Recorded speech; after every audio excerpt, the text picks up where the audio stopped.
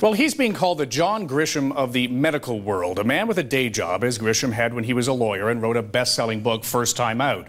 Pandemic made Daniel Kalla an international best-selling author, and his latest book is now out on store shelves. As Jazz Johal reports, this one also deals with something he confronts in his other life. For Daniel Kalla, writing is a passion. It may be a solitary existence, but one he thoroughly enjoys. So when his wife is at work and his two daughters are in school, he picks up his laptop and begins weaving a story. I've had this urge since I was a kid towards just telling a story. I mean, that's my creative outlet. I didn't do anything about it for 20 years, but in the last 10 years, once I started, I just couldn't stop. The material for his work is inspired by his day job. You can see the alignment of the ribs is perfectly fine. When Dan's not writing, he's working as an emergency room physician at Vancouver St. Paul's Hospital. At this inner-city hospital, Dr. Kalla sees it all. It's provided endless material for his 5 books. I love the setting and the emergency. I love the fact that our interactions are brief and sometimes intense, and it just suits my attention deficit kind of personality. Dr. Kalla writes suspense thrillers that are deeply rooted in science and medicine. With titles like Resistance, Blood Lies, and Pandemic, he has a keen interest in emerging pathogens.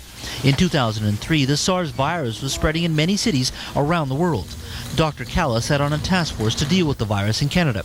In one of those meetings, he was inspired to write Pandemic. And we were looking on a map at where SARS was. It was in Singapore and Toronto, and it didn't seem to have a natural geographic spread. And I thought, well, what if I turned to the guy beside me, I said, well, what if somebody's doing this deliberately? What if the spread isn't accidental?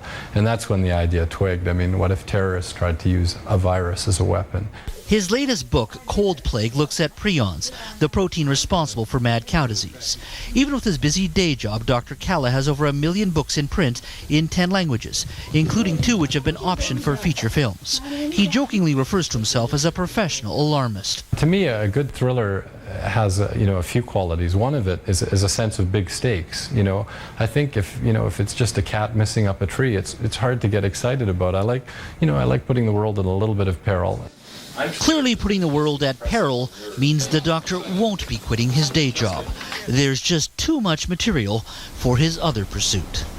Jazz Johal, Global News, Vancouver. Well, what do you tell your children